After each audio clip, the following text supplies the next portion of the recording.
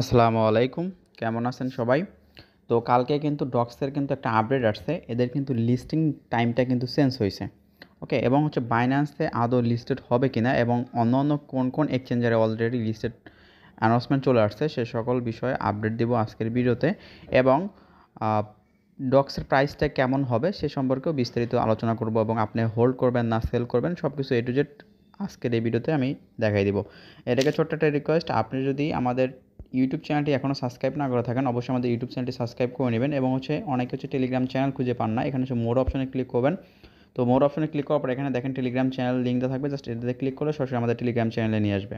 তারপর আমাদের Telegram চ্যানেলটাতে join করে নেবেন। এখানে কিন্তু সব আপডেট, সব পেমেন্ট প্রুফ সব কিছু কিন্তু শেয়ার করা হয়, কখন কী হচ্ছে না হচ্ছে, কোন আপডেট আসতেছে, কোনটার পেমেন্ট নিতে হবে, সব কিছু A to Z কিন্তু আমাদের এই টেলিগ্রাম চ্যানেলে কিন্তু আমরা প্রোভাইড করে দিই। অবশ্যই আমাদের টেলিগ্রাম চ্যানেলটাতে জয়েন করে প্রত্যেকটা পোস্ট আপনারা ফলো করবেন।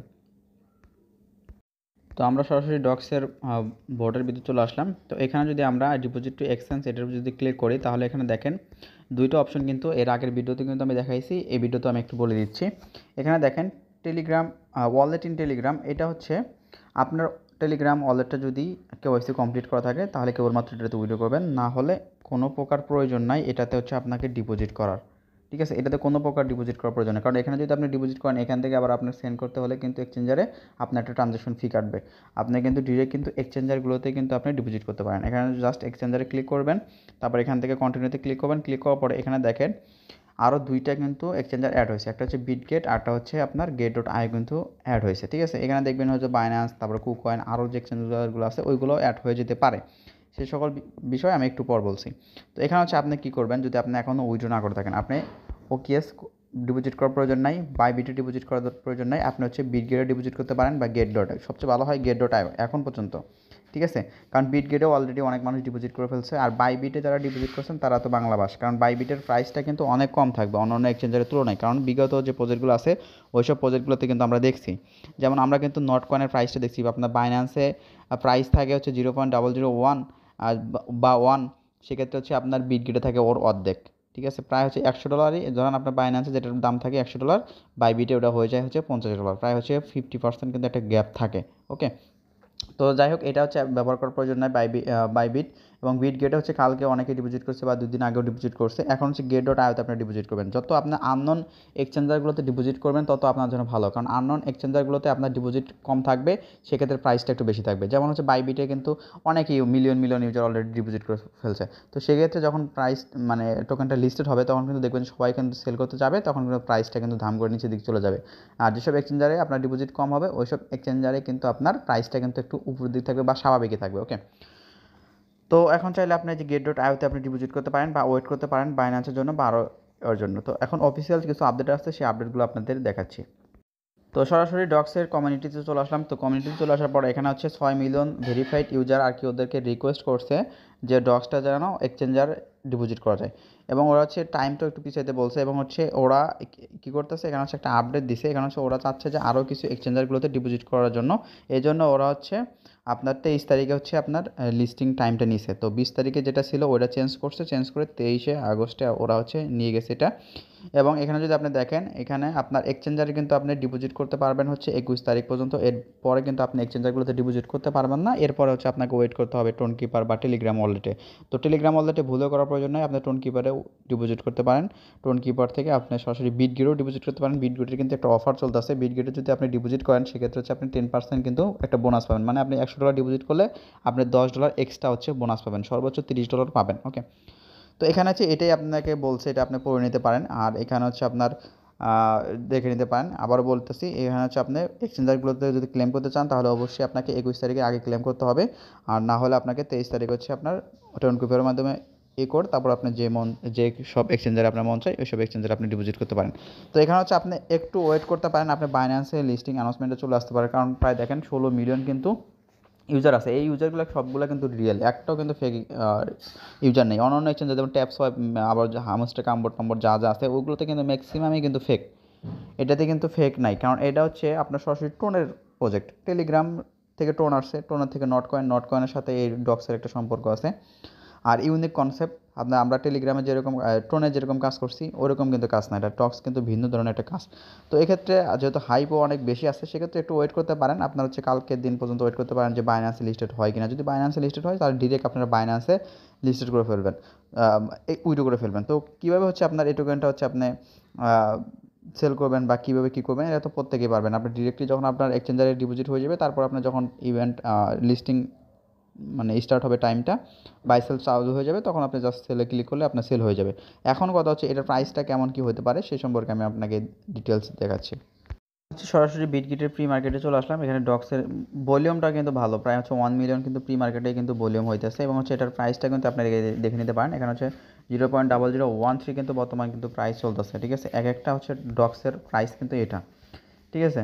এটা কিন্তু পয়েন্টস না, আর আমরা যেটা পেয়েছি টেলিগ্রামের মাধ্যমে ওইটাও কিন্তু কোনো পয়েন্টস না, ওইটাও কিন্তু টোকেন। ওকে, তো এখানে যদি আপনার 0.0013 যদি প্রাইস বর্তমান হয়, এবং এটা যদি আপনি যদি ক্যালকুলেশন করেন যে এখানে যে প্রাইসটা যদি দেখেন যে কেমন কী হবে, এখানে যদি আপনি 10,000 টোকেনের দাম দেখেন $13 আসে। এখানে যদি আপনার 1 লাখ টোকেনের দাম দেখেন সেক্ষেত্রে কিন্তু প্রি মার্কেট অনুযায়ী কিন্তু বর্তমান হচ্ছে আপনার $130 হচ্ছে, প্রায় বাংলাদেশি টাকায় প্রায় হচ্ছে 14-15 হাজার টাকা প্লাস। ওকে, তো এটা হচ্ছে প্রি মার্কেট অনুযায়ী, ঠিক আছে। এখন হচ্ছে আমি আপনাকে একটা প্রেডিকশন আপনাকে আমি বুঝাই। এখানে দেখেন প্রি মার্কেট যেটা থাকে এটা তো প্রি মার্কেটের প্রাইস চলতেছে। আমরা কিন্তু বিগত দিনে দেখছি প্রি মার্কেট যা থাকে তার কিন্তু হাফে কিন্তু লিস্টেড হয়। যেমন এখানে যদি আপনি হাফ ধরেন, এখানে যদি আপনার 0. আরও কাটেন, এখানে হচ্ছে আমি কেটে দেখাচ্ছি 0.13 যদি দেখেন, এখানে যদি আপনার 0.007ও যদি লিস্টেড হয় তারপর কিন্তু 1 লাখ টোকেনের দাম কিন্তু আস্তে আস্তে প্রায় হচ্ছে $70, কারণ প্রি মার্কেটের হাফে কিন্তু লিস্টেড হয় দেখছি, বা এর বেশিও কিন্তু হতে পারে, বলা যায় না কখন কোন টোকেনের প্রাইস কেমন কী হয় এটা কিন্তু বলা যায় না। বা এমনও হতে পারে যে আপনার 0.9 হয়ে গেল $90, 1 লাখ টোকেনের দাম $90 হলো, এমন হতে পারে আপনার 4 হয়ে গেল 1 লাখ টোকেনের দাম $40 হইলো, এরকম কিন্তু হতে পারে। যেমন আমি আপনাকে একটা টোকেনের কথা আপনাকে আমি বলি, এখানে আমরা কিন্তু নট কয়েনের যে দেখাই সিচুয়েশনটা কী হয়েছে, নট কয়েন কিন্তু লিস্টেড হয়েছিল 0.009-এ। তো সেক্ষেত্রে হচ্ছে 10,000 নট কয়েনের দাম ছিল আপনার $90। ওকে, এইটা কিন্তু এই অনুযায়ী কিন্তু আপনার বাইন্যান্স ও অন্যান্য এক্সচেঞ্জারে লিস্টেড হয়েছে, তখন কিন্তু 10,000 টোকেনের দাম ছিল $90। তারপর কি হইলো, এই টোকেনের দামটা হচ্ছে আপনার কমে কোথায় আসলো, এখানে হচ্ছে কমে হচ্ছে আপনার 4-এ আসলো। তো 4-এ আসলে কী হইলো, 10,000 টোকেনের দাম হচ্ছে $40 চলে গেল। ওকে, তো তারপর কি করছে, তারপর হচ্ছে এখান থেকে সরাসরি ডিরেক্ট হচ্ছে আপনার 4-এ চলে গেছে, সরি 4-এ না 3-তে চলে গেছে। তো 3-তে চলে গেলে কী হয়েছে, $40 টোকেনটা এটা হচ্ছে পাম্প করে হচ্ছে $300 গেছে। তো সেক্ষেত্রে ডক্সের ক্ষেত্রেও কিন্তু যে কোনোটা হতে পারে, ঠিক আছে। ডক্সের ক্ষেত্রে আপনার 0.007-এ তো লিস্টেড হতেই পারে। 1 লাখ টোকেন যদি আপনার $70 হয় এটা কিন্তু খারাপ না, এটা কিন্তু বর্তমান কিন্তু ভালো একটা প্রাইস, কারণ প্রত্যেকের কাছে কিন্তু 4-5 লাখ 7-8 লাখ টাকা 7-8 লাখ করে কিন্তু টোকেন আছে, কারো কারো 2-3 মিলিয়ন কিন্তু টোকেন আছে। এখন কথা হচ্ছে আপনার এটা কিন্তু আপনার সাপ্লাইটা অনেক বেশি। যেমন আপনার নট কয়েনে কিন্তু আপনার সাপ্লাই ছিল প্রায় হচ্ছে কত $120 বিলিয়ন, বিলিয়ন ছিল, ডলার না সরি, তো বিলিয়ন কিন্তু হচ্ছে আপনার কি সাপ্লাই ছিল। সেক্ষেত্রে হচ্ছে আপনার ডক্সের সাপ্লাই কত, ডক্সের সাপ্লাই হচ্ছে 550 বিলিয়ন, এটা হচ্ছে সাপ্লাই। তো সেক্ষেত্রে হচ্ছে সাপ্লাইয়ের জন্য এবং হচ্ছে নট কয়েনে যদি 1 লাখ মানুষ কাজ করে থাকে, আপনার ডক্সে প্রায় 7-8 লাখ মানুষ কাজ করছে, বা 7-8 মিলিয়ন বলতে পারেন। তো এটা এক্সাম্পল হিসেবে বলছি। তো সেক্ষেত্রে হচ্ছে প্রাইসটা একটু কম হতে পারে। আর এখানে সাপ্লাই দিকে অত ভয় পাওয়ার কিছু নাই, কারণ সবগুলো টোকেন আনলক হচ্ছে কিনা বা কতটুকু মার্কেটে বিস্তর আস্তে আস্তে ওইটাও কিন্তু দেখতে হবে, শুধু সাপ্লাইয়ের উপর চেয়ে থাকলে কিন্তু হবে না।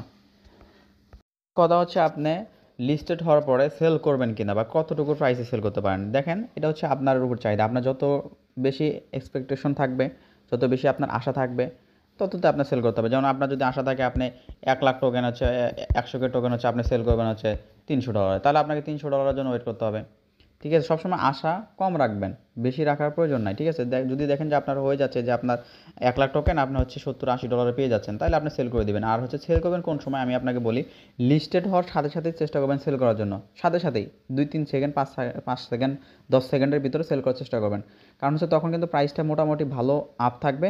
তারপরে যখন সবাই একসাথে সেল করার চেষ্টা করবে তখন কিন্তু প্রাইসটা ধাম করে নিচে দিকে চলে আসবে, ঠিক আছে। আর একদম কম দামেও সেল করার প্রয়োজন নাই, ঠিক আছে। আপনি যদি দেখেন যে আপনার প্রথমে ছিল $70, তারপর আপনার হয়ে গেল হচ্ছে $20, $25, তাহলে আপনার সেল করার প্রয়োজন নেই, আপনি হোল্ড করেন।